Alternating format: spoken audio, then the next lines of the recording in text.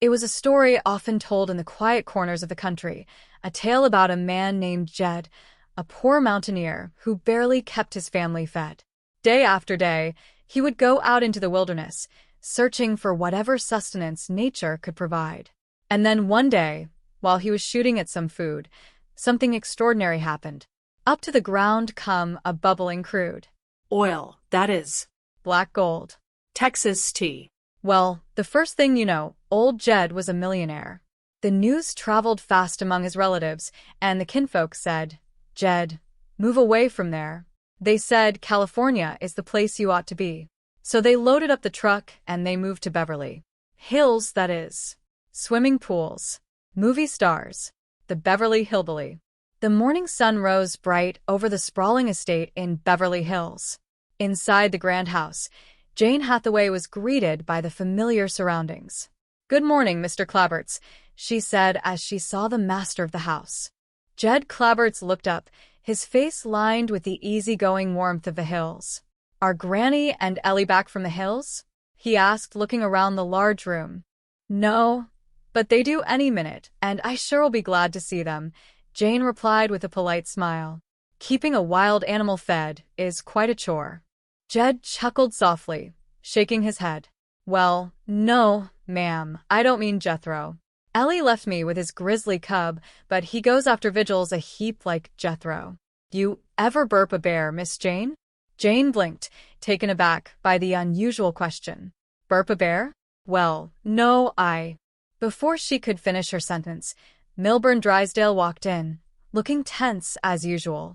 "Oh, good morning, Chief," Jed said, nodding to the bank president. "If that's a personal call, I'll leave 15 cents. If you'd like me to come over and help, I have had some experience handling beasts." "Well, that's real nice of you, Miss Jane," Jed continued, turning back to her. "But Cousin Bessie is helping with the other little critters. Besides, Jethro will be back from the airport with the womenfolk any time now." "Well, if there's anything I can do," Jane started to say, but a sudden noise interrupted her. "Get back away. Come here." Jed called out to something unseen. Jane sighed into the telephone receiver she was holding. "I'm afraid I have to hang up now. Captain Bligh wants me." She turned to face Drysdale, who was pacing the floor nervously. "You called?" she asked. "Where's my morning newspaper?" Drysdale demanded, his voice tight with anxiety. "Well, Chief, I don't think you should see it," Jane said, holding the paper behind her back. "It will only upset you." "What? Call me?" Drysdale shouted, his temper rising. "You would upset me after what I've been through with those hillbillies. Jethro gets his induction notice. Jed buys him a tank. I have to be his tank crew. He dresses me up like Don Hindenburg and I get arrested, and I'm going to be upset by the morning paper." "Chief, nobody in the bank will hear you," Jane tried to soothe him.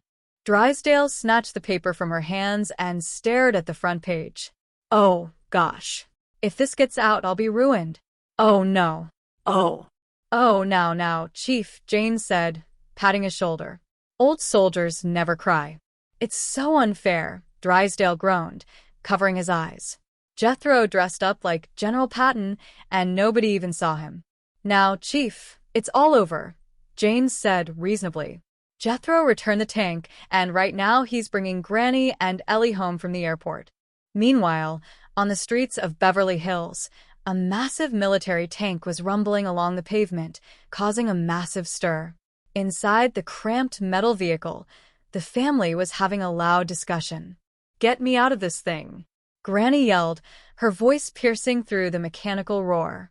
"Granny, you're busting my eardrums," Jethro shouted back from the driver's seat. "Hush up, both of you," Ellie Mae cried, trying to find some space. "This is the last time I'm ever holding females in my tank," Jethro declared proudly. Back at the mansion, the tank finally screeched to a halt in the driveway. Jed walked out to meet them, watching as his family climbed out of the military machine. "Jethro, I thought you took that tank back to where you got it," Jed said, crossing his arms. "I did, Uncle Jed," Jethro explained, adjusting his helmet. "But when I seen the kind of respect a tank general gets, I had to buy it back. You should have seen them saluting me at the airport." Soldiers, sailors, Marines, Air Force. Granny climbed down, looking completely disheveled and furious. Granny and Ellie. In the tank. Jed, fetch my medical bag. Are you hurt, Granny? Jed asked with concern. No, it's for the general, Granny snapped, pointing a finger at Jethro. I ain't hurt. I ain't down there yet. Jed sighed and tried to keep the peace. Granny, Jethro's going in the army. Let's be easy on him. Jed, do you know what that boy put Ellie and me through? Granny complained, shaking her fist. There ain't room in that thing for 4. Jethro looked confused. Neither have I. Did you say 4? Jed asked, noticing a strange movement near the back of the tank. Yeah. We brought you back a surprise, Ellie Mae said happily. Come on, Pearl. Oh, Pearl, come with ya. Jed stared in disbelief as a large pig emerged from the tank. Well, that's what we call her, Jed said slowly. Come on, Pearl. I'll take a little bath, pal. Granny shook her head. We named the pig for Jethro's ma, because it was Pearl who gave it to us. No, you're deluded, critter. That pig was the quietest female in the tank. Jethro puffed out his chest, looking at his uncle. You're asking for it. Watch out, civilian. You're talking to a 4-star 2-gun general. Go and take those suitcases upstairs. Oh, I need me a aid. First aid is maternal medicine. Drysdale and Jane arrived at the mansion just in time to see the commotion. Drysdale looked at the tank in horror. I thought you said Jethro got rid of this thing, he whispered to Jane. Well, that was my understanding, Jane replied, looking equally bewildered. Listen, there's only one way to stop this foolishness, Drysdale said determinedly. Jethro must be inducted now. Today. But he hasn't had his physical, Jane pointed out. Well, folks, think, Drysdale pleaded, turning to Jed. That nut might decide to win the Navy and Jethro buy him a destroyer. Or the Air Force, and Jed might buy a B-52. Jed caught the last words as he walked over. What was that about me buying a B-52? I was just wondering what you might buy me, Drysdale stammered, trying to cover his tracks. I'm going to be 52. Oh, a birthday, Jed said, smiling. What do you reckon he'd like, Miss Jean? Jane smiled faintly. He'd like to be 52. Jed looked around the yard. Where's Ellie Mae? She's out back with the pig, Jane answered. Oh, Jed said, nodding. Is he still wearing that general's uniform? Speaking of Jethro, Jane noted, he can't go in the army until he has a physical examination. Granny overheard this and immediately marched toward the house. I'll get my medical bag and take care of it, she announced. A short while later, inside the house, Jethro was standing in the living room when Mr. Drysdale and Granny approached him. Hi, Mr. Bradfield, Jethro said, getting the name wrong as usual. Go in yonder and take your clothes off, Jethro, Granny ordered, pointing to a side room. What for? Jethro asked, protesting. I'm going on maneuvers. I'm going to give you a physical examination, Granny stated firmly. Drysdale stepped in, trying to intervene. A Granny. He'll be examined by an army doctor.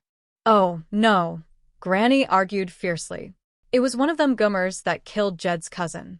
An army doctor? I reckon one, too. General peritonitis. Drysdale rubbed his temples. General peritonitis isn't a doctor. We found that out, Granny said, ignoring him. Oh, take your clothes off, boy.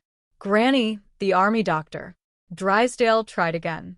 I ain't going to get their hands on that child, Granny declared, her maternal instincts taking over. To them, he's just a number. But to me,